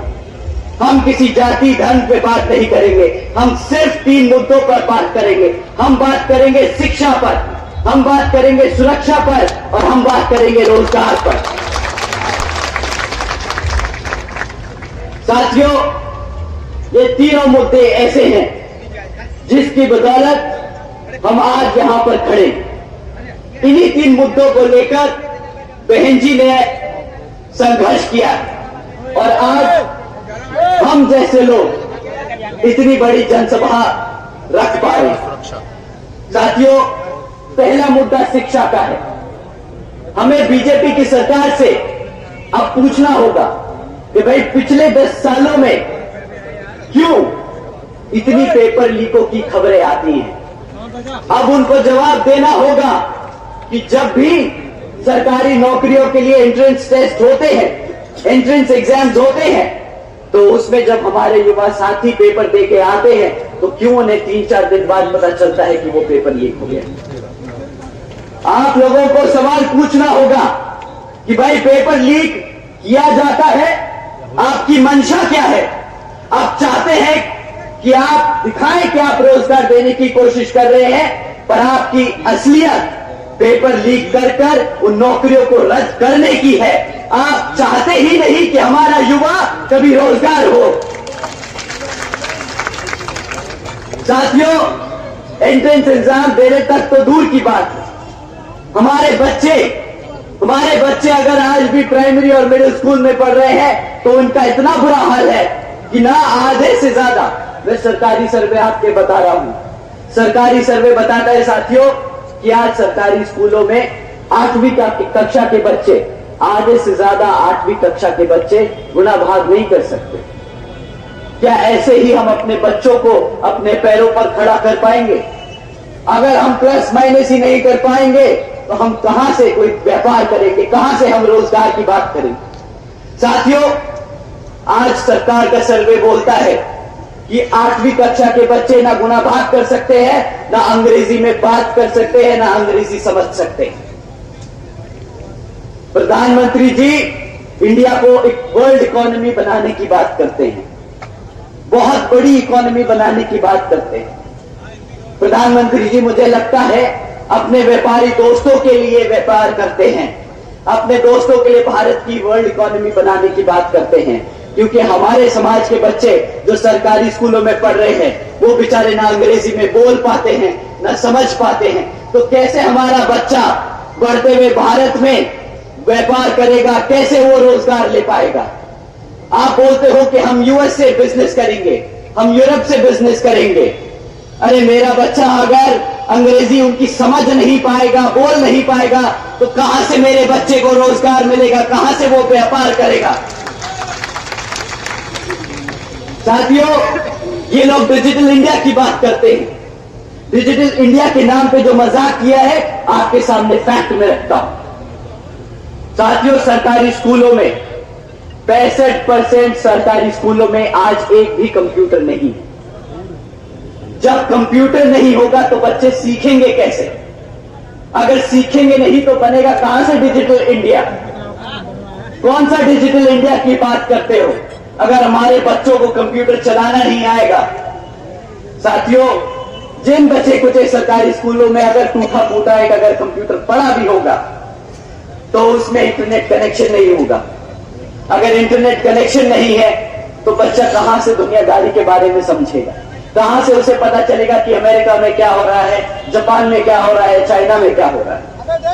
परंतु ये लोग सिर्फ मार्केटिंग करना चाहते हैं। डिजिटल इंडिया का बड़ा पोस्टर छापेंगे और पूरे भारत में घुमाएंगे, उस पे हजारों करोड़ रुपया खर्चेंगे, पर डिजिटल इंडिया की योजना के नाम पर 1 रुपया खर्चना नहीं पसंद करेंगे। साथियों, दूसरा सबसे जरूरी मुद्दा जिस पे आपको उनसे सवाल उठाने, वो है हमारे युवा साथियों के लिए रोजगार का। रोजगार के नाम पर पिछले 10 सालों में आज एक फैक्ट सामने आता है। भाई, पिछले 10 सालों के इनके काम के बाद आज हमारे यहां 3 में से 1 ग्रेजुएट युवा बेरोजगार घूम रहा है। अब अगर 3 में से 1 ग्रेजुएट बेरोजगार घूम रहा है तो मतलब 2/3 भारत के युवा साथी बेरोजगार हैं। रही बात जो लोग पढ़ लिख चुके हैं, अगर बाय चांस गलती से ये जो करप्शन बड़ी बखूबी से करते हैं, अगर गलती से नौकरी का पर्चा निकाल दे तो वहां पे क्या भीड़ भाड़ मचती है, क्या मारामारी होती है। ये एक न्यूज क्लिपिंग सुन के, न्यूज क्लिप की हेडलाइन सुन के बताता हूं। साथियों, एक न्यूज क्लिप थी जिसमें का हेडलाइन 90,000 से ज्यादा पीएचडी स्कॉलर्स, इंजीनियर्स और ग्रेजुएट्स क्लास 4 की नौकरी के लिए अप्लाई कर रहे हैं। बताओ, 90,000 से ज्यादा इतने पढ़े लिखे बच्चे एक क्लास 4 की नौकरी के लिए अप्लाई कर रहे हैं। क्लास 4 की नौकरी की क्वालिफिकेशन 5वीं पास है। 5वीं क्लास के क्वालिफिकेशन पे हमारे पीएचडी स्कॉलर्स को अप्लाई करना पड़ रहा है। इतनी मारामारी है साथियों। पर ये लोग बहुत गर्व से बोलते हैं कि कैसे इन्होंने रोजगार को रोक के लोगों को पेट भरने का काम किया, लोगों को पेट भरने का काम किया। ये बोलते हैं कि भाई हमने आज 80 करोड़ से ज्यादा लोगों को, सरकारी के लोगों को, भारत के लोगों को मुफ्त में राशन देने की स्कीम चलाई है। साथियों, केंद्र की भाजपा के बड़े से छोटे नेता और जितने भी भक्त आपको मिलेंगे वो बोलेंगे कि मेरी पार्टी ने 80 करोड़ जनता को मुफ्त में राशन दिया है। पर इन मूर्खों से कोई पूछे कि अबे उल्लुओ, अगर तुमने 80 करोड़ जनता को मुफ्त में राशन दिया है तो मतलब आधी जनता बेरोजगार घूम रही है। इसका क्या जवाब है तुम्हारे पास? अगर आधी जनता बेरोजगार घूम रही है तो राशन नहीं चाहिए था तुमसे। 2014 में तुम्हें राशन के वादे पर सत्ता में बिठाने का काम नहीं किया था। तुमने वादा किया था हर साल 2 करोड़ नौकरी देने का, 80 करोड़ जनता को भिखारी बनाने का वादा नहीं किया था। आनंद संघर्ष करो, आनंद संघर्ष करो।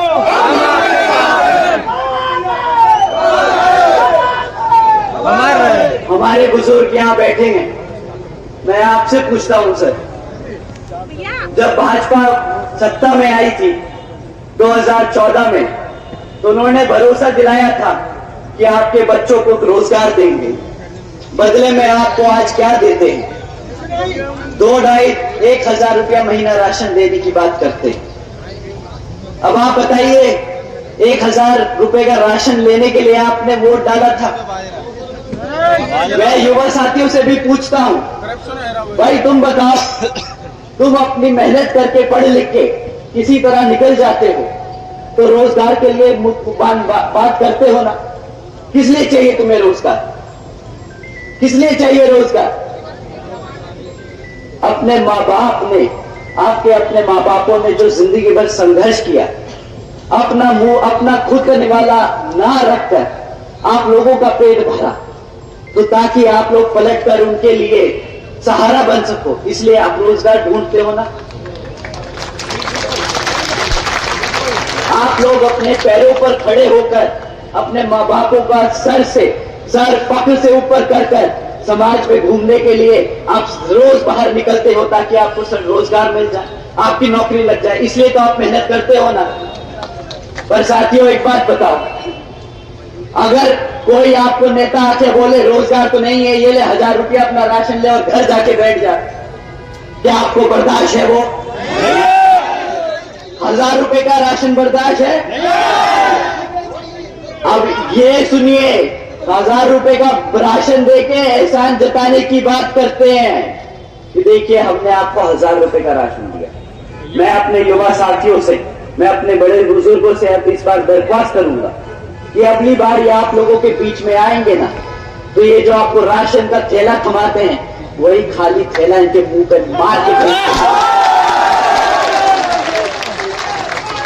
इनसे सवाल करना, मैंने तुम्हें 1,000 रुपए के राशन के लिए वोट नहीं डाला था, मैंने तुम्हें अपने पैरों पर खड़ा होकर नौकरी करके अपने माँ बाप का सर फख्र से ऊपर उठाने के लिए वोट डाला था।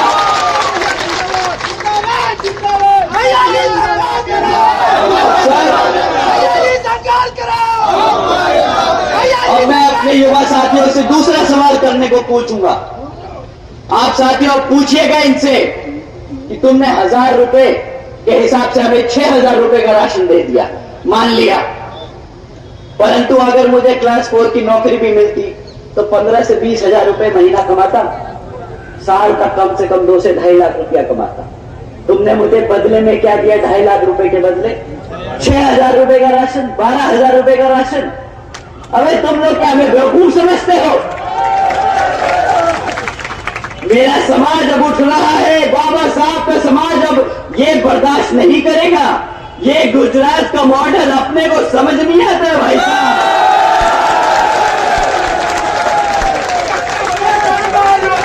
12,000 के बदले 2.5 लाख का चूना तुम गुजरात में लगाना, ये यूपी की जनता अपना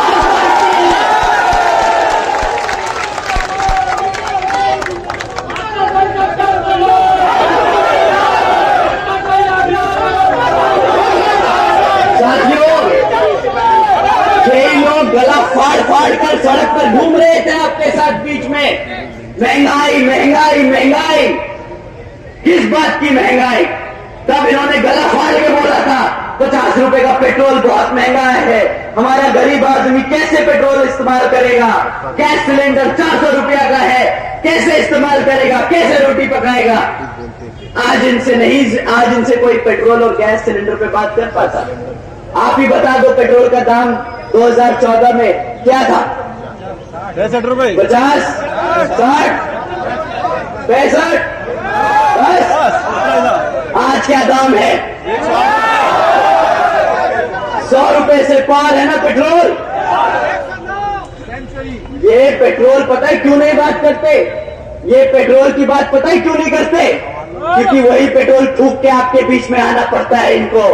तो अगर आपने सवाल कर लिया तो इनका हिसाब किताब भी खुल जाएगा। गैस की बात नहीं करते अब ये आपसे। अब तो बोलते हैं फ्री राशन ही ले लो, गैस सिलेंडर की क्या जरूरत। साथियों, अब इन्हें 1100 रुपए का गैस सिलेंडर महंगा नहीं लग रहा है। ये जो बेवकूफ बनाने वाला काम करते हैं ना, ये जो सफेद व्हाइट वॉशिंग का काम करते हैं, ये लो फ्री में राशन, ये लो डिजिटल इंडिया, ये लो मेक इन इंडिया। भाई साहब, हमें बताओ हमारा रोजगार कहाँ है? हमें कुछ नहीं चाहिए, हम अपने पैरों पर खुद खड़े हो सकते हैं, हम मेहनत करना जानते हैं, हमें मुफ्त में राशन की जरूरत नहीं है। ये एहसान भी जताते हैं, ये पेट्रोल फूंक के आपके बीच में आएंगे, फिर एहसान जताएंगे कि देखिए हमारे प्रधानमंत्री जी ने 100 रुपए के पेट्रोल को अब 99 रुपए कर दिया है। ये नहीं बताएंगे 60 रुपए का पेट्रोल 100 रुपए कर दिया था। साथियों, ये रही बात रोजगार, शिक्षा और महंगाई की। अब बात करते हैं सुरक्षा की। हमारे युवा साथी तो लड़ सकते, पर हमारे बूढ़े माँ बापों की सुरक्षा के लिए हमने किसको वोट डाला? हम अपनी सरकार पे ही भरोसा कर सकते हैं कि वो हमारे माँ बापों की, हमारे बड़ों की सुरक्षा करेंगे। परंतु यहाँ के मुख्यमंत्री जी बड़े गर्व से चुपचाप ऑर्डर पास करते हैं रात को 8 बजे कि भाई कल से लड़कियां शाम को 8 बजे के बाद प्राइवेट इंस्टीट्यूट्स में ट्यूशन बाहर नहीं ले सकती। क्यों? क्योंकि बेचारे हमारे मुख्यमंत्री जी इसकी गारंटी नहीं ले सकती कि भाई हमारी बेटियों को सुरक्षा दे सके, परंतु चौड़ के बहुत अच्छे से घर से घूम के बोलते हैं कि आज उत्तर प्रदेश में बच्चा बच्चा सुरक्षित है। अरे भैया, भूखा मार दिया, सुरक्षित बचा कहां से वो? दूसरी चीज जिस पे वो बहुत गर्व करते हैं कि हमारी सरकार बुलडोजर की सरकार है। भाई, कौन सी बुलडोजर की सरकार है आपकी? हमारे गरीबों की छत उखाड़ने की काम किया आपके बुलडोजरों ने। तो इस बात पे कोई गर्व करता है क्या? कोई मूर्खी नेता आके मंच पे बोलेगा मैंने तेरा घर उजाड़ दिया, मैं हूं बुलडोजर की सरकार? बताइए, ये कोई गर्व होने की बात है क्या? साथियों, इनको याद दिलाने का समय आ गया है कि बुलडोजर अपने अवाम की जनता पे, अपनी जनता के घर उजाड़ने के लिए नहीं, गुंडे माफियाओं के वैध धंधों पर तोड़ने के लिए इस्तेमाल किए जाते हैं, जैसे बहन कुमारी मायावती जी ने किया था अपने शासनकाल में। साथियों, उसके बाद ये समय समय पर योजनाएं निकालते रहते हैं आपका ध्यान भटकाने के लिए। कभी फलाना योजना, कभी ढिमकाना योजना, और जब ये योजनाओं के नाम थक जाते निकालते निकालते तो उस पर 2.0 निकाल देते हैं, जैसे बड़े मियाँ छोटे मियाँ 2.0 है। इन्होंने तो सारा रोजगार को, योजनाओं को मूवी के टाइटल बना रखा है। इनसे बोलिए कि भाई मुफ्त में इंटरनेट जो आपने प्राइवेट सेक्टर के द्वारा दिलवाने का काम कर रहे हैं ना, इससे हमारा पेट नहीं भर रहा, इन योजनाओं से कोई फायदा नहीं हो रहा है। इन योजनाओं से हमारा समाज समझदार है, ये सब जो नाटक कर लिया है ना, अब बस समय हो गया है, अब समय हो गया है जवाब देने का। बहुत कर ली, बहुत नाटकबाजी। अब हमें जरा बता दीजिए कि ये जो अग्निवीर योजना के तहत तुमने हमारे युवाओं के साथ बेइज्जती करने का, मजाक करने का काम किया है, तो उसका जवाब कहां है? 4 साल का रोजगार, 4 साल के रोजगार के लिए आपको 10 साल तक सत्ता में रखा गया। बताइए साथियों, 2 करोड़ सालाना नौकरी देने का वादा किया था, दिया क्या 2 करोड़ नौकरी? साथियों, ये इनसे बड़ा देशद्रोही कोई नहीं। समझने की कोशिश कीजिएगा, इनसे बड़ा देशद्रोही नहीं। ये आपके बच्चों को पढ़ने नहीं देंगे। जब पढ़ेगा नहीं बच्चा तो कभी अपने इतिहास के बारे में नहीं जान पाएगा। जब इतिहास नहीं पता होगा तो जो सामने वाला आज बता रहा है वही मानेगा।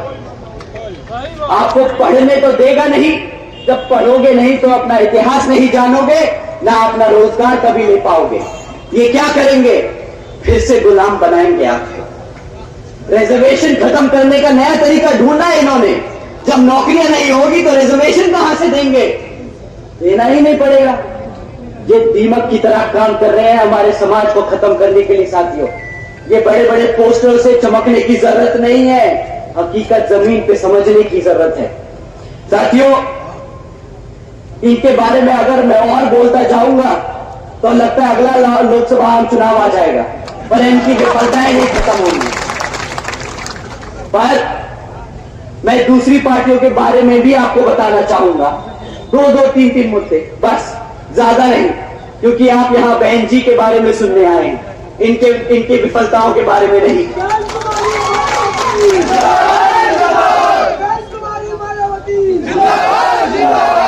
साथियों, 2012 में एक युवा नेता आए थे आप लोगों के बीच में, भरोसा आप सब ने जताया था, परंतु आज युवा मेरे को बोलता है YouTube पे, Facebook पे, मीटिंगों में, और मैं ये दोहराऊंगा, मुझे मना किया उन्होंने कि भैया ये हम आपसी की बात है, मंच पे से न बोलिएगा, पर मैं जानना चाहूंगा, मैं अपने सभी युवा साथियों के साथ अपने बड़े बुजुर्गों को भी बताना चाहूंगा कि हमारा युवा कैसा परेशान है।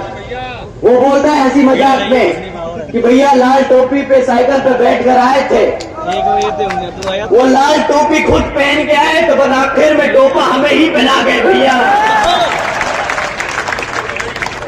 साइकिल पे पहन के पूरा प्रदेश घूम लिए हैं, आज उस साइकिल में ना हवा है ना हमारे पेट में खाना है, पर इनसे भैया अगली बारी इनको वोट नहीं डालना है। आप लोगों को समझना होगा साथियों, ये लोग वैसे गद्दार हैं। अभी आप लोगों के सामने ये सबूत रखता हूं, हमारे मुसलमान भाई बहन यहां मौजूद हैं। पिछली बारी उन्होंने भी भरोसा किया था इन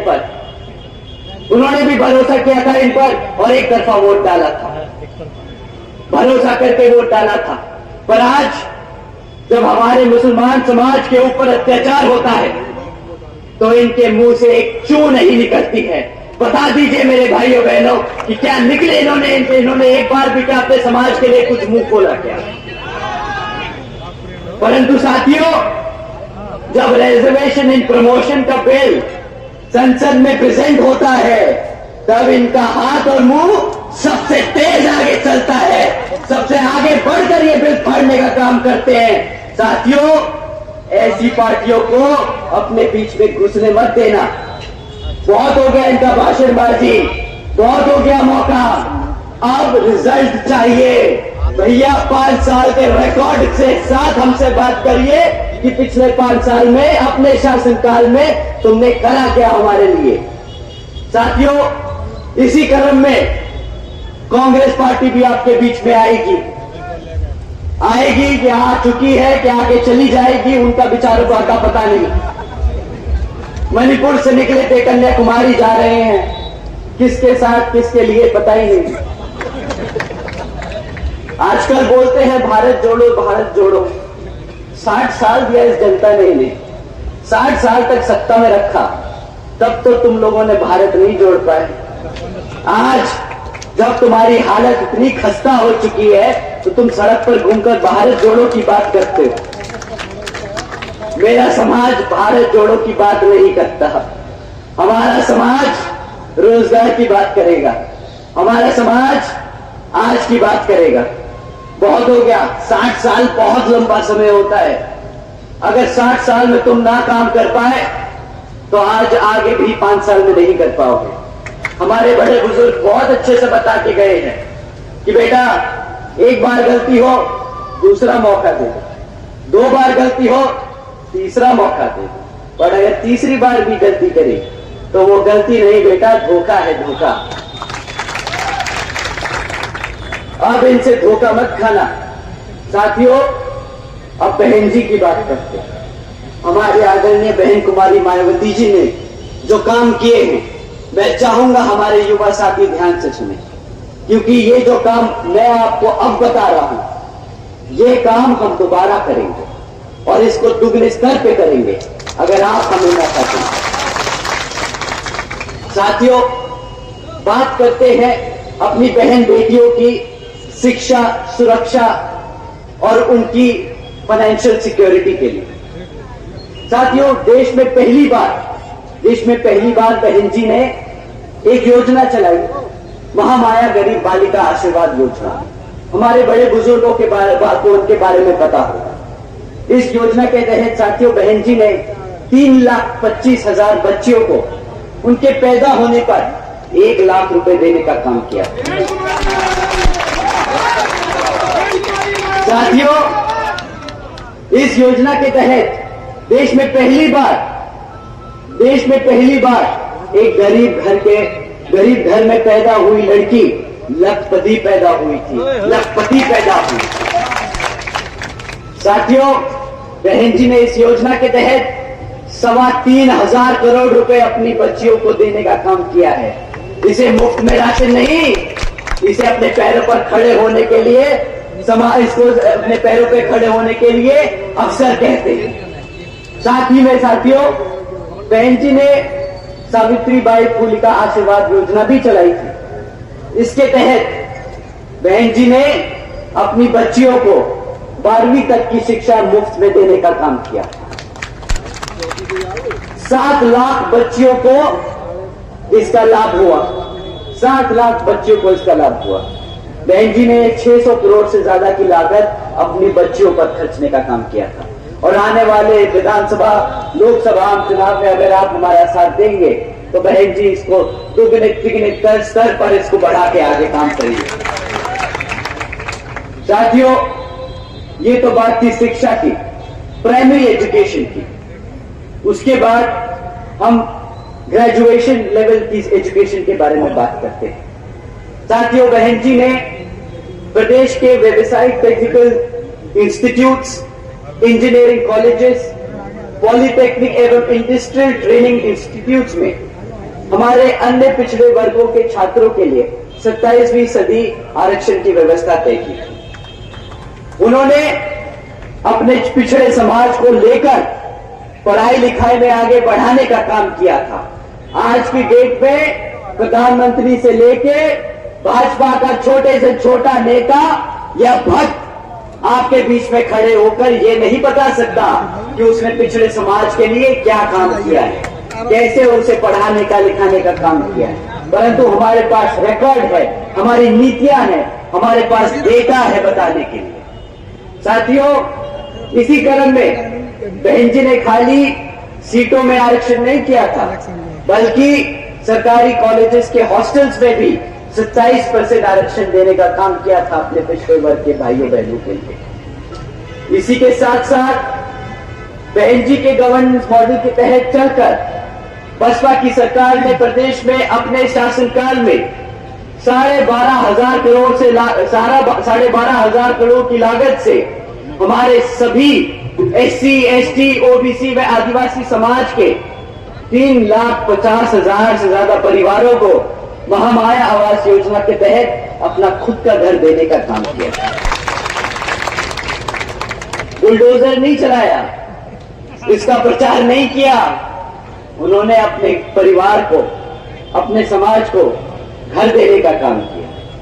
साथियों, नेता, एक लीडर ऐसा होता है जो अपनी आवाम के लिए परेशान हो, दिन रात अपनी आवाम के लिए सोचे, अपने समाज के लिए काम करे। वो ये काम करके दिखा चुके। और अगर आप लोग दोबारा मौका देंगे तो आने वाले लोकसभा चुनाव में अगर आप उन्हें प्रधानमंत्री बनाकर पार्लियामेंट में भेजने का काम करेंगे तो यही योजनाएं पूरे देश में लागू करने का बहन जी काम करेंगी। साथियों, यही नहीं बल्कि बहन जी की सरकार में कृषि एवं संबंधित कार्यों में मिनिमम डेली वेजेस को 55 रुपए से बढ़ाकर 100 रुपए प्रतिदिन करने का बहन जी ने काम किया था। और साथियों, पिछड़े वर्ग के लोगों की क्रीमी लेयर की वार्षिक आय को 3 लाख रुपए से बढ़ाकर 5 लाख रुपए करने का भी काम किया था। यही नहीं बल्कि अपने सरकार के दौरान बहन जी ने 90,000 से ज्यादा शिक्षकों को सरकारी नौकरी देने का काम किया, 1 लाख से अधिक सफाई कर्मचारियों को रोजगार दिया, 2 लाख से अधिक पुलिस फोर्स में भर्ती की, 6 लाख से अधिक हमारे सभी अपर कास्ट के समाज में से सभी जरूरतमंद लोगों को सरकारी नौकरी देने का काम किया। साथियों, यही नहीं, सबसे पहले जो बैकलॉग की नौकरियों को भरने का, बड़े स्तर पर भरने का काम बहन जी की सरकार में हुआ। साथियों, अब मैं आप लोगों का और ज्यादा समय ना लेते हुए मैं आपसे सिर्फ एक दरख्वास्त करता हूं कि आने वाले लोकसभा चुनाव में आप पहले तो ये बहरूपियों से संभल कर रहेंगे, दूसरा विपक्षी दल जब आपके बीच में आए तो वही जो खाली राशन आपको देके गए वही खाली राशन का थैला उनको कमा के वापस भेजे, और यहां पर जो आपके क्षेत्र में बीएसपी के प्रत्याशी हैं आप उनको वोटिंग मशीन पे हाथी वाला निशान का बटन दबाकर यहां पर विजय बनाकर बहन जी को प्रधानमंत्री बनाने का काम करें। और ये हमारे लिए नहीं, आप अपने समाज के लिए काम करेंगे साथियों। आप अपनी बात यही समाप्त करते हुए मैं आप लोगों से रजा लेता हूं। जय भीम, जय भारत।